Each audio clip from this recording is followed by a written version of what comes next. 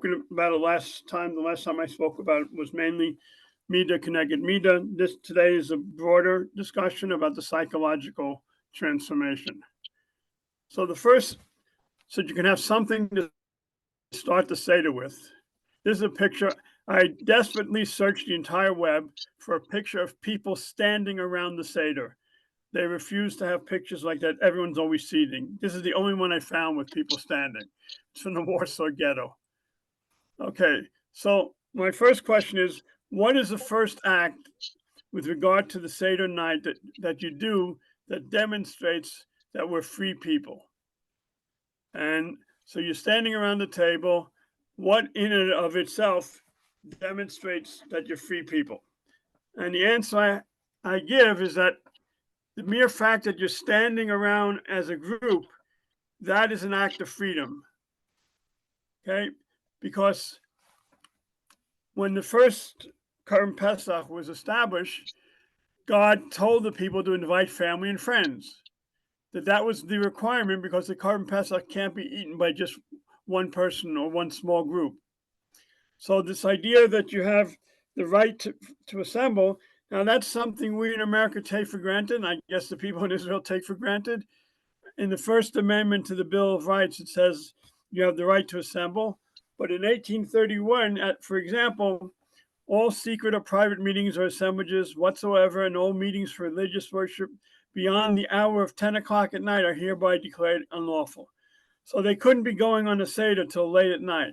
So the idea that we're just standing around is the first indication that we really are free, that we can eat with our family. Now, what's the second indication?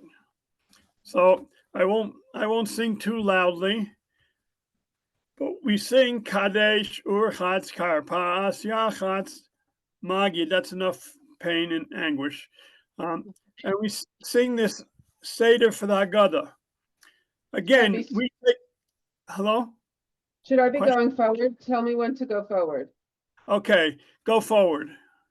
Okay. Yeah, planned meal? Yes. Does that say plain meal? Yeah. Okay. Planned meal? Yes. So it says Kadesh Urchatz Karpas Yachatz. Yes. That in and of itself is also the concept of a free person. It's not obvious, but on the next slide, these are descriptions of what it was like to eat a meal while you were slaves. No table is provided for them to eat. This is slide 5. They know nothing of the comfort and pleasure of gathering around the social board. Each takes his plate or tin pan and iron spoon, holds it in his hand or lap.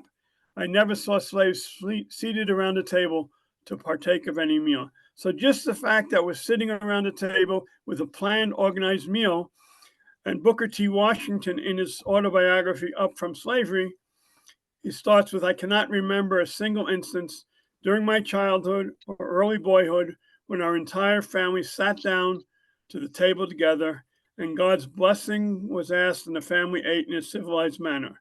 It was a piece of bread here, a scrap of meat there, a cup of milk one time, some potatoes. Some portion of the family would eat out of a skillet, others out of a pot. So this, again, the Seder itself is an act of freedom, of the way free people can behave. Next slide. If you're following your handout, we're on page 2, the upper left. Yeah, right. Right. The handout has 4 slides to a page. So slide 6 would be on page 2. Okay.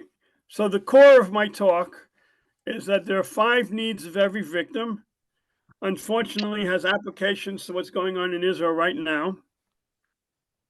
And the 5 needs are justice. You need to see the oppressor punished. Some way you need to be made whole. In the Chumash, the idea was compensation. Third, if you've been a victim, your personal self-image is impacted. And fourth, if you're part of an entire group that has been oppressed, the group can develop an inferiority complex. And finally, if you become a victim, you're afraid that you'll be a victim in the future, either by the same people who victimize you or some other group. And clearly that's, unfortunately, the way of life in the state of Israel right now. Concerns about victimization from one group, and then there's the other one to the north. So this is an element of all psychological needs of a victim. Next slide. So the first prophecy with regard to the Yetzias Mitzrayim was in the Bris Bein Habsarim with Avram, and God forecast Vayomim Avram. You can see the English too. Vayomim Avram Yadoa Teda Ki Ger Yezaracha Ba'aretz Lo Lahem Va'avadum Va'nino Sam Arba Mei Shana. That's the opening. You're going to be oppressed for 4 years. But what does he say afterwards? But I will execute judgment on the nation they shall serve, and the end they shall go free with great wealth. So at least he's letting Avram know that at least two aspects for sure of the challenges faced by a victim will be addressed. And one of the interesting ones I understand about judgment of the nation, but the last thing, free with great wealth, it turns out this was a very, very important thing to Hashem.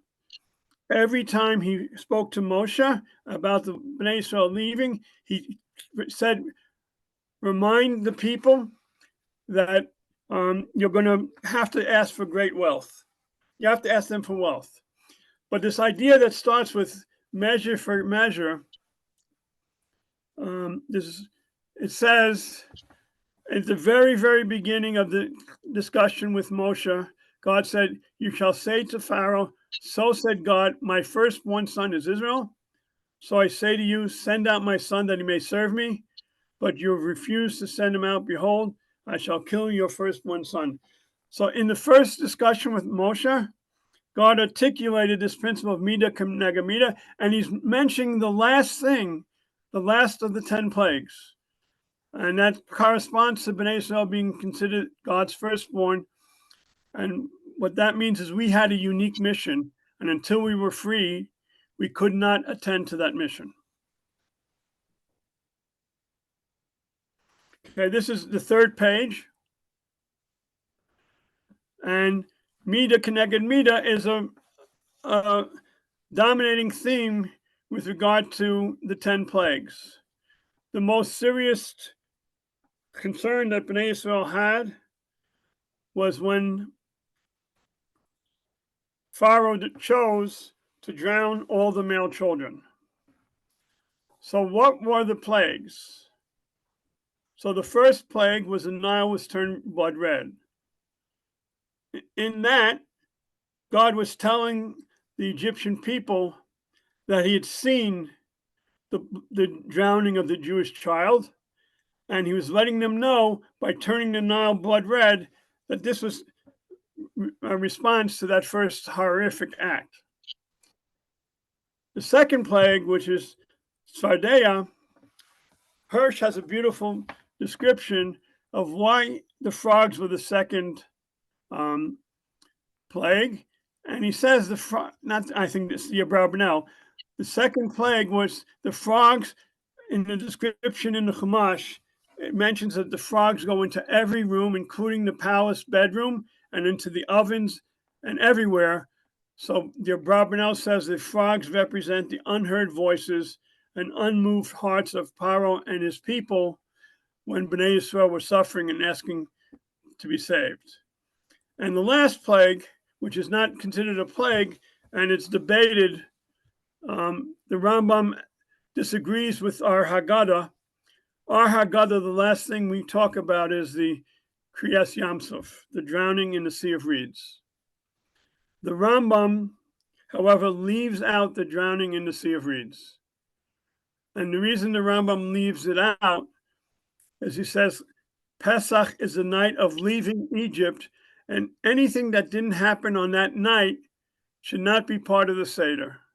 So referring to the Kriyas Yamsuf and the drowning, especially where we have, we talk about there were 10 plagues in Egypt and 30 or 40 or 50 plagues at Yamsuf. None of that would be in the Rambam's Haggadah. Makes sense. I'm going. Any questions? Yes, it doesn't make sense. Why shouldn't it be? No, because the Rambam says the Seder is about the Seder. It's a okay. The unique thing about the Seder is it's the only mitzvah in the entire Torah where we're living and recreating what happened exactly. We start with a Korban Pesach, just like they had a Korban Pesach. Then we eat a meal, but Kriyas Yamsuf happened 7 days later. That's not what we're supposed to remember according to the Rambam on that first night. That's his logic. It's to be limited to just whatever happened on the first night. Okay. This idea of Midah Keneged Midah, Abraham Lincoln, in his second inaugural address, which was not very long, I think it's less than 20, maybe less than even 10 minutes. These are some of the words that Abraham Lincoln spoke. On the upper left hand is his picture. This is what he says. He gives to both North and South this terrible war as the woe due to those by whom the offense came. Then he goes on, yet if God wills that it continue until all the wealth piled by the bondsmen's 250 years of unrequited toil shall be sunk, and until every drop of blood drawn by the lash shall be paid by another drawn by the sword. So Lincoln was holding not just the South responsible, but he was holding the North responsible for not having pushed emancipation early in history, that it was already time that the North should have allowed it to happen. And by the way, there were slaves in the North. New Jersey had slaves, New York State had slaves. And one Civil War officer reported, sounds very much like the plagues, completely decimated the country. Vegetables, fruits, corn, and everything that could be used are swept clean, as if a swarm of Pharaoh's locusts had been there. Right? Interesting observation. Throughout African American history in America, they often tried to understand what happened to B'nai Yisrael. It was difficult because in most states in the South, African Americans were not allowed to read anything, including the Bible. They were not allowed to be taught to read. Question? Okay, this is the fourth page. So one of the plagues that's not at all obvious in how it's Midah Keneged Midah is the ninth plague, the plague of darkness. And this is how it's recorded. Hold out your arm toward the sky, and there may be darkness upon the land of Egypt, a darkness that can be felt. Moses held out his arm toward the sky, and thick darkness descended upon all the land of Egypt for 3 days. People could not see one another, and for 3 days no one could get up from where he was, but all the Israelites enjoyed light in their dwellings. Okay, so if you were to go to Rashi in all the commentaries, there's this famous medrash, not that I'm a big fan of midrashim in terms of historical accuracy. Does anyone remember what Rashi or commentaries say about why there was this plague of darkness? Steal gold. Right. So the B'nai Yisrael were going from house to house, right, trying to find out where all the jewelry were hidden. Now, from my perspective, I really wouldn't have wanted that to be a major message to send out, that we use the opportunity of darkness to go out searching each one's house.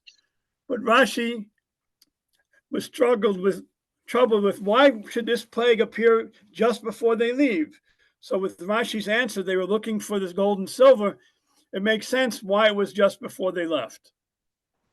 But one of the things I do when I read African American history, I look for insights that will help me understand something like this plague. So this is Frederick Douglass. He was by far the most outstanding speaker of his time. He had been raised in slavery in a city that's now very popular called Baltimore. He worked on the docks or in other places. He fled And then he became this unbelievable speaker. And this is how he described when he was too recalcitrant. So one of the things his owner did is he leased him to a slave breaker for a year in the expectation that he would break his will. And Frederick Douglass describes what it was like to be in the hands of a slave breaker. My intellect languished, the cheerful spark that lingered about my eye died, the dark night of slavery closed in upon me. No day dawns for the slave, nor is it looked for, it's all night, night forever. So this explains why the ninth plague is such a powerful image, because it captures what it would mean to be a slave, because B'nai Israel, the Egyptians, were literally tied down to their beds and could not move. Okay, that's page 3 of the handout. Now page 4. Now compensation, I already mentioned that in the Bris Bein Haftarim, God had promised they would leave with great wealth. And here it says, reading Pasuk Chaf Beis, each woman shall borrow from her neighbor and the lodger in her house objects of silver and gold and clothing, and you shall put these on your sons and daughters, thus stripping the Egyptians. Now, this was what they were commanded to do. In 2 other places, it says they did it. Moshe reminded them to do it, and they actually did it. So God had intended as a core issue, B'nai Yisrael had to be in some way compensated from that experience. Question? Comment? Hello? Okay. Okay. So what happened with African Americans in terms of hope for compensation? Right now, you're hearing debates about this. If at the end you want to ask some questions about my feelings about some concept of compensation for African Americans, but this is what happened in 1861 and 1862. So there were confiscation acts for anyone who was still active in the rebellion. And the acts led blacks to believe that they would be able to get 40 acres and a mule. General Sherman issued Field Order Number 15 in January of 1865. He confiscated almost 500,000 acres on the coast of South Carolina, and he divided it among 40,000 blacks freed during the war. It was one of the earliest areas that were freed. Towards the end of the Civil War, Lincoln is not assassinated until early in April. There's a Bureau of Refugees called Freedmen and Abandoned Land. Again, it references a maximum of 40 acres of land allocated to every male citizen. But it wasn't that they were given it free of charge. It just meant ownership protected them for 3 years. They could work hard enough and buy it.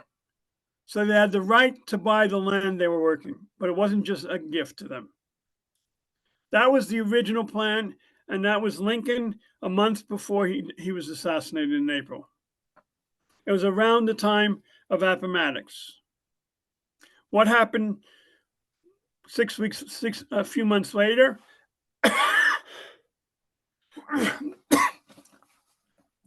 At the end of May, President Andrew Johnson was already in office, and he issued a declaration of amnesty.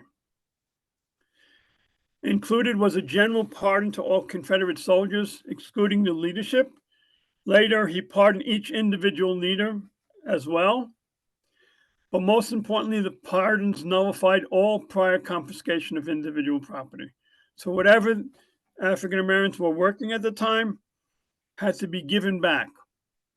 So they walked away with nothing in any shape of compensation. So that was the issue of compensation from their perspective.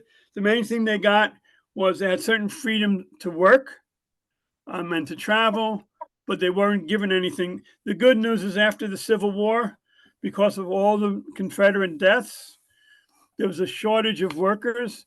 So African Americans could negotiate a better contract to work as sharecroppers. But that was the only economic benefit directly that they received.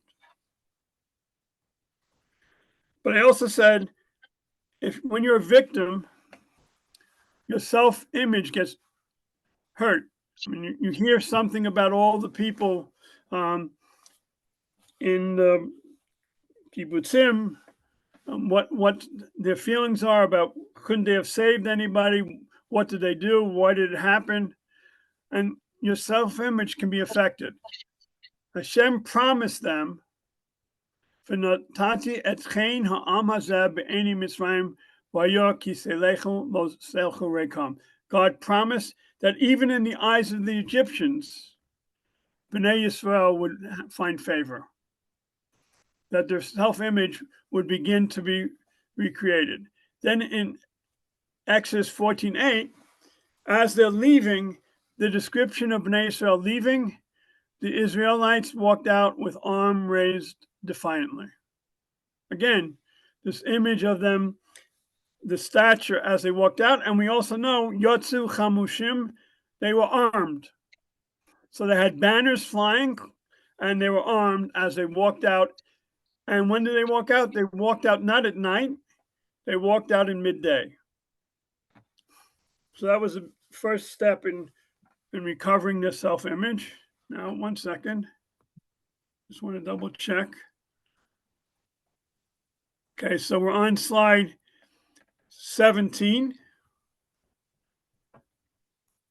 which would still be Top of page 5.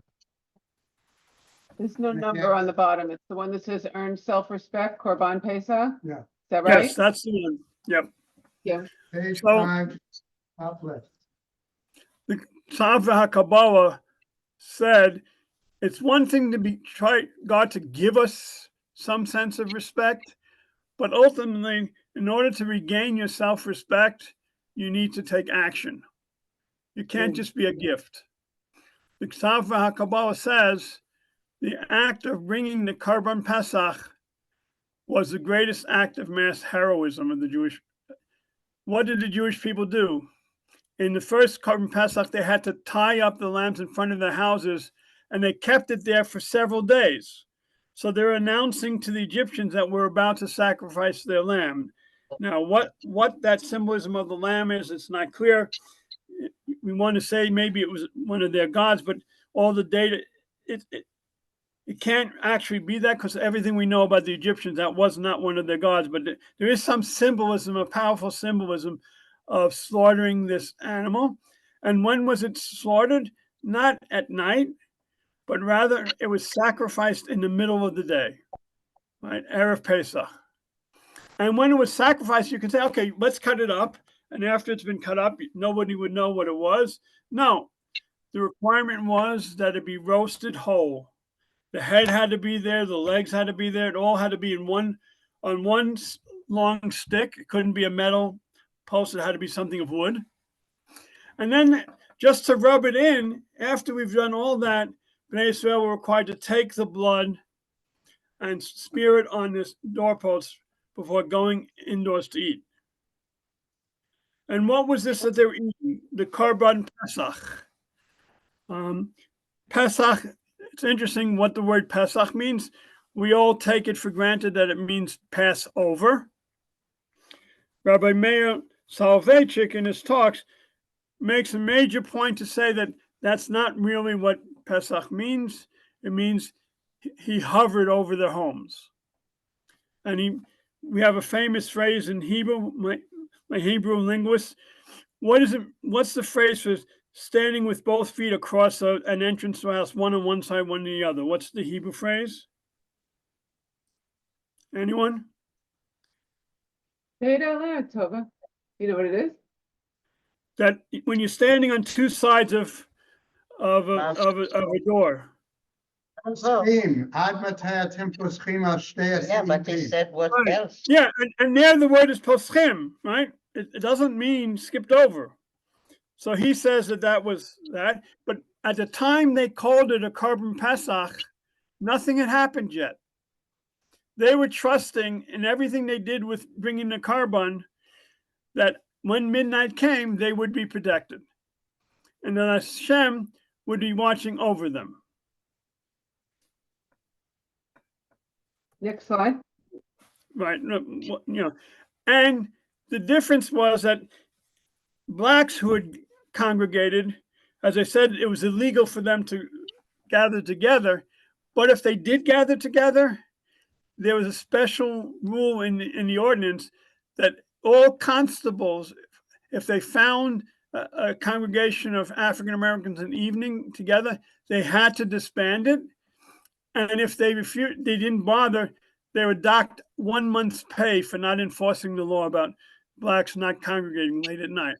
So their congregations late at night were not protected.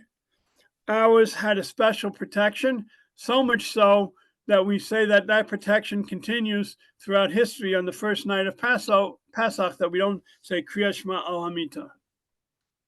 Leil Shmurim. Well, Shimurim, right. So next slide. So the African Americans, what did they do to earn respect? And the answer is they didn't make a carbon Pesach, they made a human sacrifice. 180,000 African Americans joined the Union Army. More than 38,000 were killed. In Lincoln's Emancipation Proclamation, there's an extra paragraph at the very end in which he authorizes African Americans to serve in the Army. But at that time, it was limited to logistics. But people like Frederick Douglass lobbied to allow them to serve in military. And we haven't all seen it, but we've seen Denzel Washington and the others in that movie. And there are placards all over the North: men of color to arms, now or never, 3 years service, fight for liberty in the Union, fell now and our race is doomed. Silence the tongue of calumny, valor and heroism. Now, the Southern whites were not too thrilled going into battle against African Americans. And if they ever caught African Americans at the end of a battle, they did not make them prisoners of war. They simply massacred them. And this was a classic picture from Fort Pillow, a massacre. Next slide. To point out how this idea of serving the Army helped them with their self-image, right? This is the next page on the handout, right? Should be page 7, right? Yes? No? Hello? Self-image earned respect? Is anyone there? Did I lose everybody? Yeah, I can hear you. somehow I lost everybody. We can't hear you. Okay, let me see what I can do that I messed up. Let me find. Oh yeah, it looks like the Zoom got closed out somehow. No, we're Dear, still on how? Zoom. Zoom got closed out? No, for me, I must have done something. Okay, you're still on, says Andrea. So you still can't hear me. We don't hear you. Yes, I Your can hear you. microphone on? My mic, but I may not be in the website. Let me try and get back in. Just testing this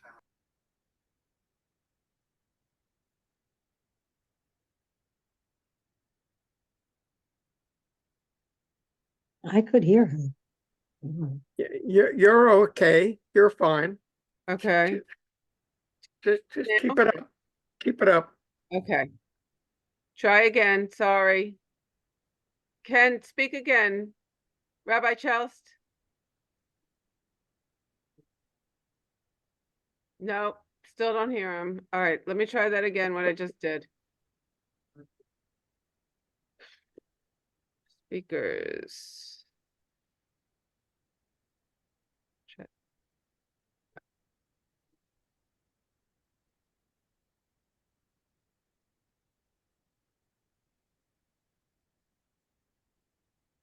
He's not on. He's trying to reconnect, I think. It might Can be, you hear me now? yes. Okay, finally. It takes a lot to keep me quiet. Hold on. No, it's not the right one. Hold on. You're okay. You're doing fine. We can all hear him. Is the TV on? Oh, It's fine. okay. You Well, can it's not hear fine me. for us here in the auditorium, so hold on. But other people can I can hear you. hear me. All right. Hopefully that'll be okay. Keep going. Sorry about that. Okay. It's a reminder that this technology is not like making a telephone call. After this many years, it's still not that reliable. Okay. Now I need to be able to find my slides. Oh, hold on. Power on. Enter Bluetooth. Waiting for connection. Bluetooth connection succeeded. I didn't realize I had turned off. Oh. Okay. Now it's gonna be too loud.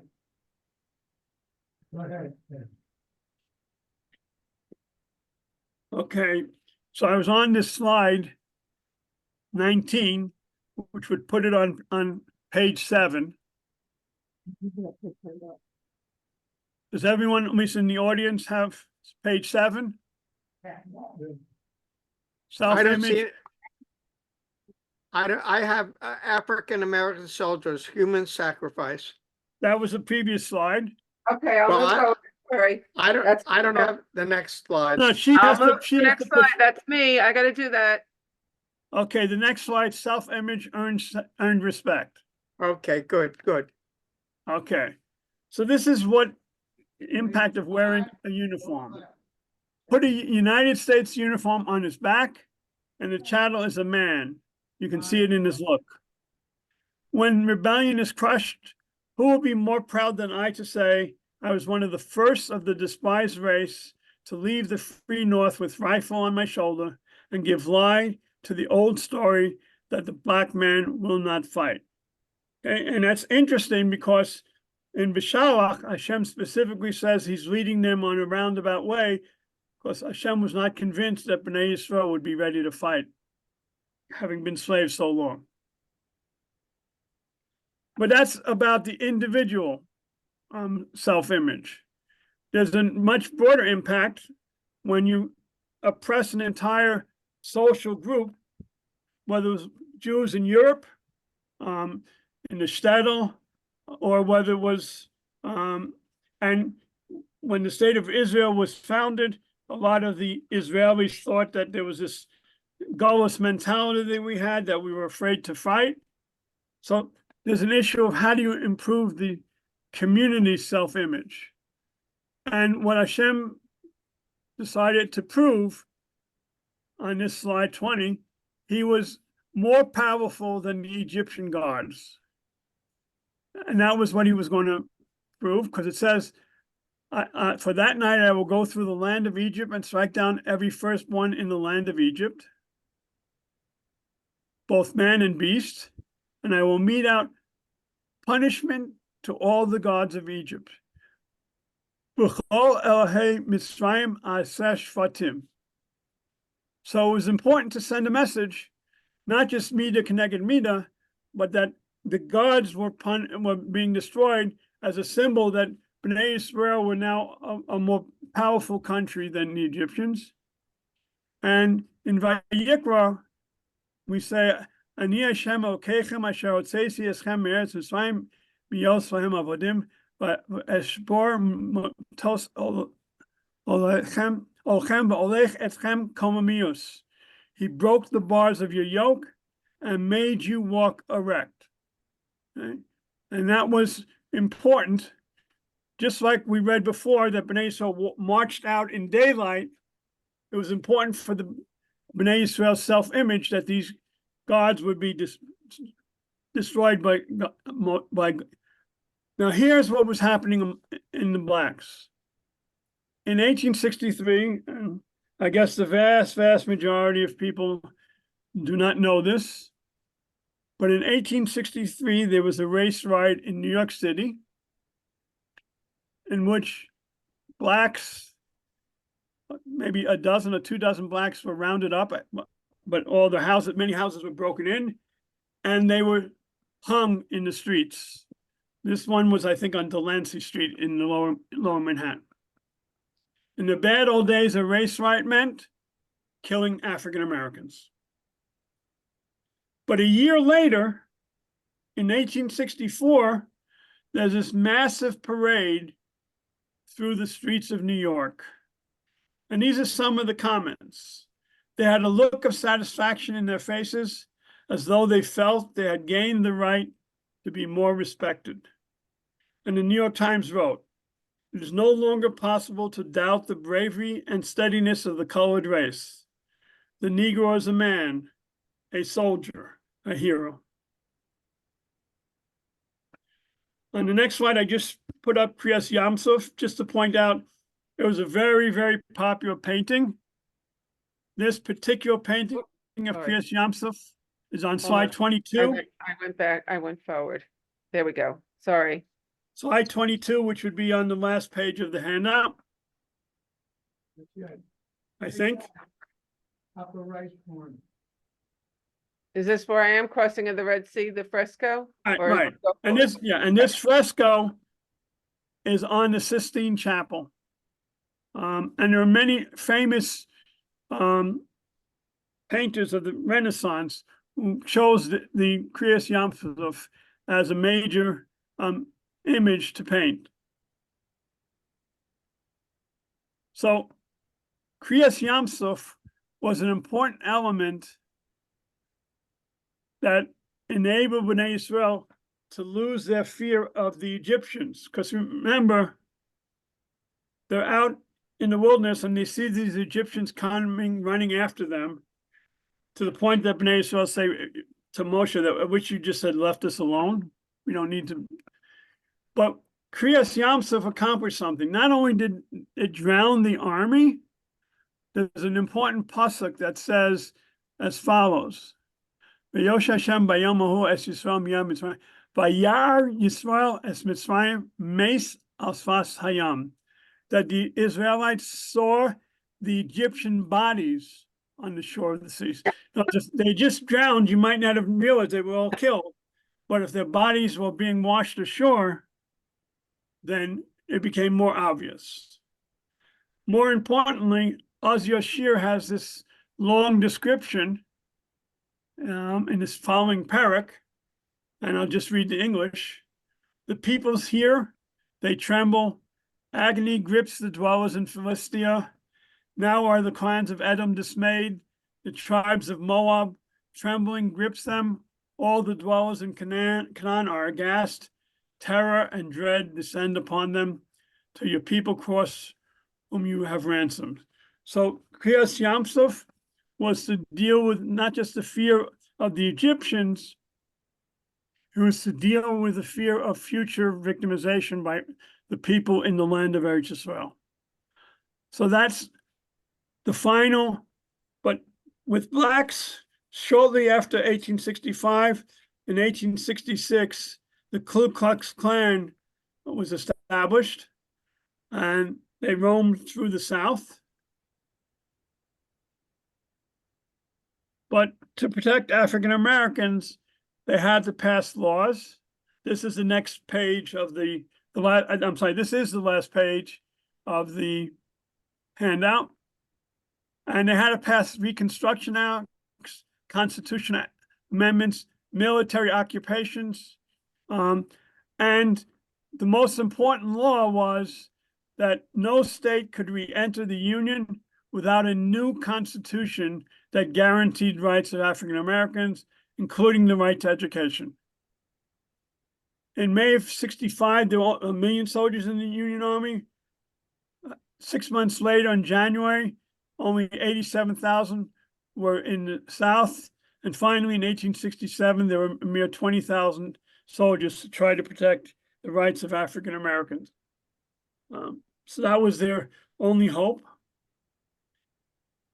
This is, I'm reading from something that's not in your pack, but might be in the slide that you're showing. So what did African Americans gain? What freedoms did they get? One, they worked hours on their share property was there. They could pick the hours that they wanted to work. Also, because of the shortage of manpower, they could negotiate a sharecropping arrangement. Next, I'm drawing a blank on the famous Irish. Family legal status. Yeah, I understand, but there was a famous, I'm drawing a blank on this famous sociologist, senator from New York, who said that slavery broke up the concept of family in blacks, and he was totally wrong. Right after the Civil War, there was widespread marriages throughout the South. And it was important for them to be married, to recognize their families, and they took special pride, at least initially, that the wives did not have to work. Was that Moynihan? Yeah, Moynihan, right. He said, yes. So he attributed it to that. If you read about the family immediately after the Civil War, it was a strong family. The families didn't break up until the 20s, 1920s and 30s and 40s when they started moving north. But in the South, there were strong families. In addition, one of the most important things they wanted, and just like B'nai Yisrael received a Torah to learn and be educated, they got the right of education. And the people who came initially to teach them were typically ministers from the North. And the main textbook they used was the Bible, and to teach them values. The idea of going to church and dressing up. My wife often notices African American women have an interesting custom to wear a very large, beautiful hat on a Sunday to church. Especially Easter. Easter. Yeah, but I'm saying, but it's part of the tradition of them being free. Right. And also they could travel. So we have in the late 1940s, there were radio news with commercials with people came on and announced they were looking for some member of the family from the Holocaust. African Americans posted ads in all the newspapers in the South to try to find their relatives who had been sold downriver. And when I'm drawing blanks, when the movie mogul who established this, let's make tape recordings. What? Birth of a Nation? No, the tape recordings for the Holocaust. Steven Spielberg. It turns out during the Depression, Roosevelt funded writers and speakers to go travel from city to city and record memories of the last living slaves. And we have those tape recordings, and you can even listen to them. I have copies of them posted on the web. Right. So again, the 5 needs of every victim. Next slide. Justice, punishment of the oppressor. We've discussed how that happened. Made whole compensation, something that was totally missing to a large extent with African Americans. They were able to rebuild their personal self-image and also the group inferiority complex. Although for 100 more years until 1963, 64, they had absolutely no right as a group in the South.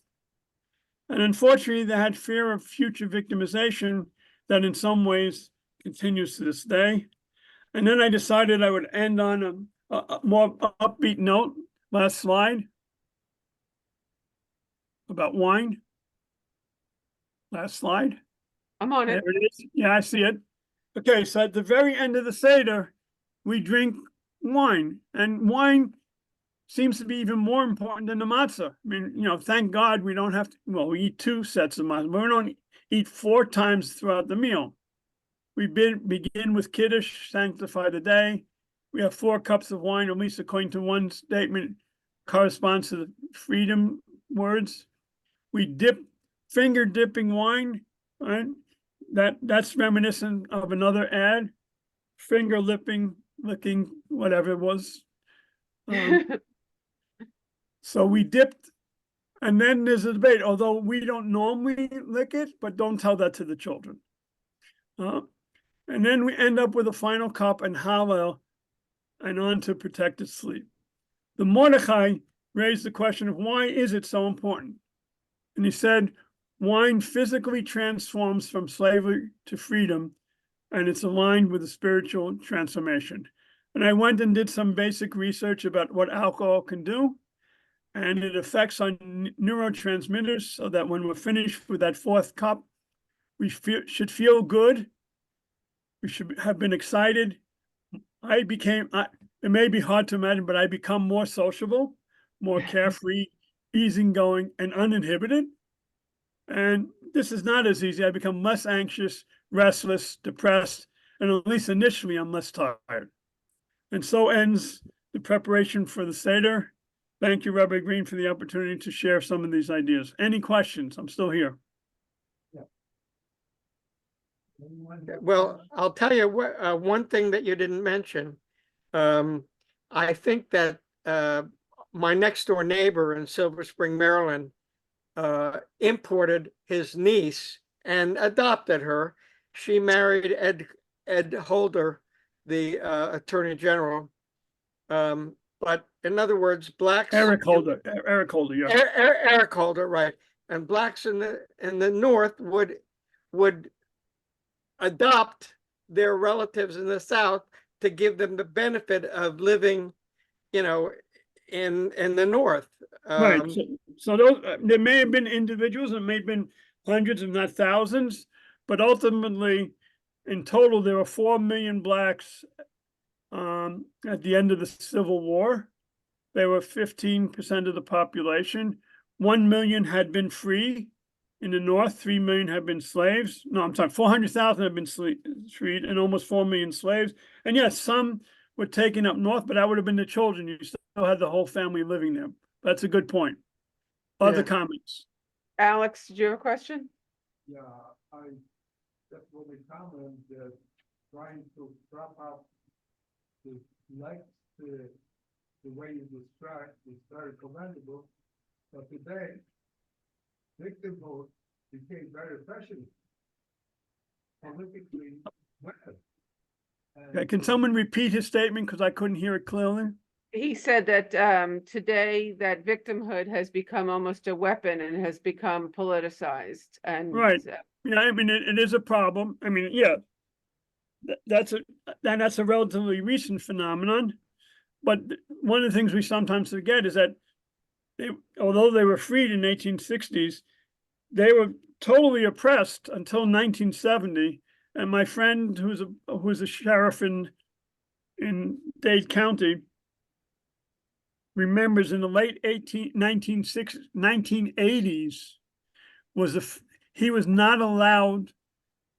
blacks were not allowed to drive through a white neighborhood in Miami.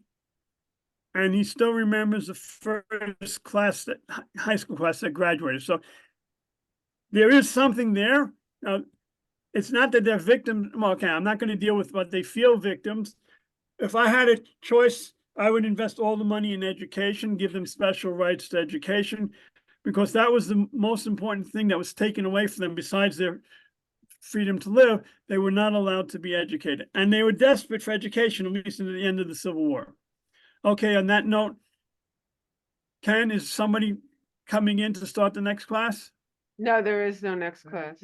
Oh, there You're- is no.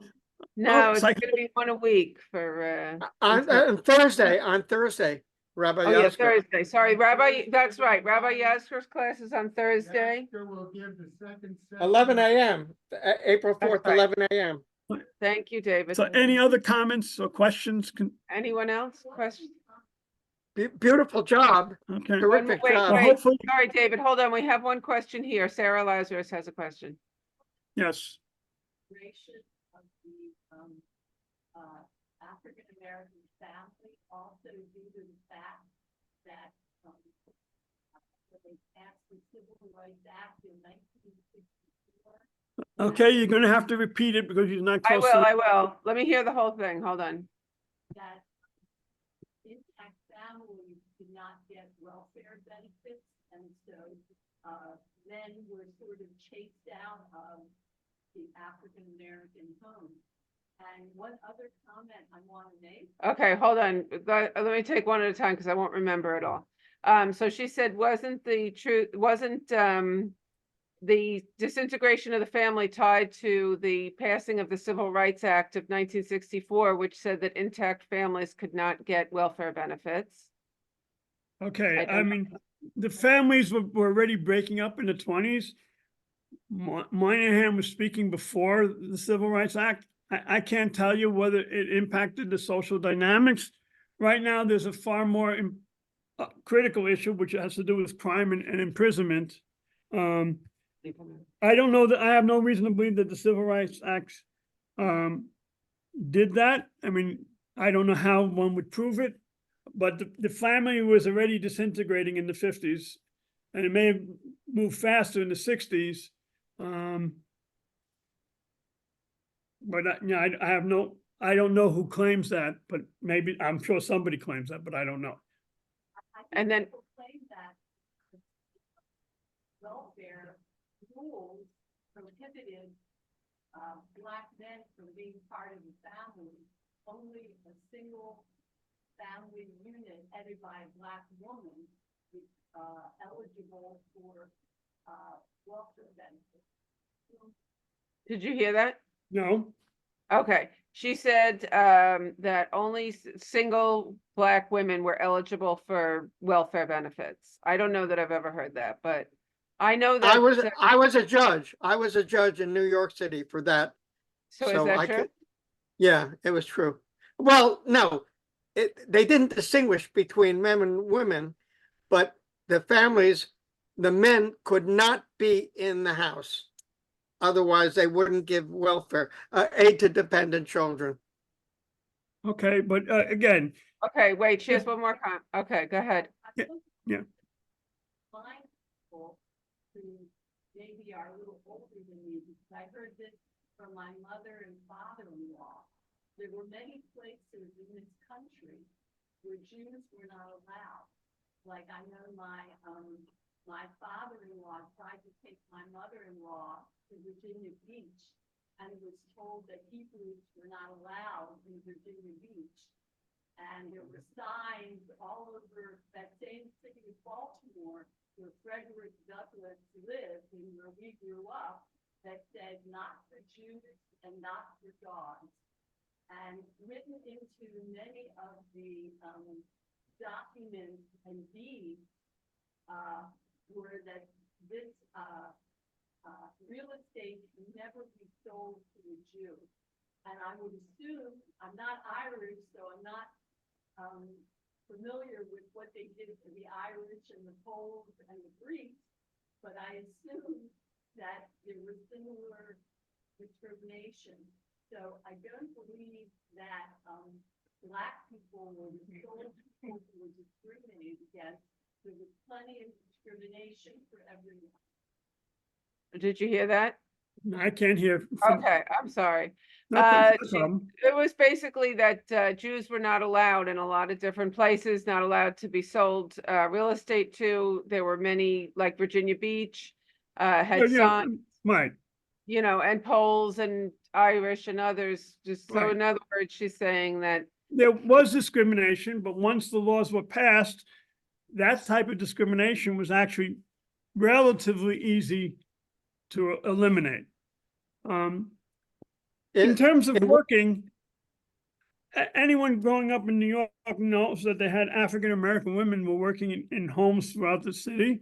And if their husband and wife were living in the same, they both would have had a job. So they probably would have been above the minimum. But it's important to understand the middle-class jobs, for sure in New York, were almost totally closed to African-Americans. They couldn't be firemen. The path to middle class for Irish and Italians was often, you know, public service, police, fire, and things like that. Blacks could not get a job in those fields. I specifically, my father was a construction worker and he was active in the union. And things like unions shut out African Americans because Right. they wanted their children to be able to come there. And in one summer, I worked in the summers, it's hard to believe. I worked in the summers as a construction worker. And one summer, towards the end in the early 1970s, the union established a affirmative action, and African Americans who were in college could work during the summer as electricians or other workers. So imagine the difference between me and this other African American. We each carried, I don't know, 20, 30 pounds of steel. You know what I look like? The other guy ended up to be a guard on the San Diego Chargers. I think there was a little bit of difference in terms of their abilities to carry the load. Okay, Okay, obviously now thank you. we have lots of problems in the Black community with the Jewish people. It's on my list of seeing if there's anything I could do. I've had conversations with people to see how we can reach out to at least the Black churches that still support us, and there are many of them, but not, the leadership clearly doesn't. As someone raised the idea, this crazy idea of victimization, that anyone who's oppressed, it must be the Jews. So yeah, I wrote this book long before this happened. My book was probably 30 years too late. It would have been better in the 1960s. But this is a legacy to my children, that they know what I believed in and what I wrote. Okay, hopefully you have some things that you can, added things to think about at the Seder, and have a Chag Kosher v'Sameach, emphasizing the Sameach. Kosher and Sameach don't always go together. Okay, Thank thank you you. very much. Okay. In Silver Spring, the most exclusive neighborhood by not too far from Summit Hill, but the most exclusive neighborhood would not allow Blacks. And the UN representative, who was Black, wanted to buy a house in that neighborhood, and he was prevented from doing it in the 60s. Right, Eventually, he was allowed to buy a house in that neighborhood. That was the neighborhood of Woodside, a right, beautiful Mamish, a beautiful neighborhood, but it would not allow Blacks in right. until that scandal happened. Well, my wife read a book about redlining in Boston, about how the people drove down real estate prices by manipulating Jews to leave and African Americans to come in. So they were taking advantage of both sides. Up until certainly in the 1990s and even in the early 2000s, there was a lawsuit. I'm talking about, it might have been before Clinton. Blacks were still being discriminated in the 1990s in getting low agricultural loans in the South. It was eventually clearly proven, because again, you have a bureaucracy way down in the bureaucracy, you don't know what those individuals are doing. And Clinton, as one of his acts, tried to end that practice and solve that. But even into the 1990s, they had difficulty getting loans in the South to support their farms. Yes, it lasted a lot longer than 100 years of slavery. Okay, let's be cheerful, drink, and relax. Thank you. Right. Okay, I'm going to end the meeting. Thank you. Okay.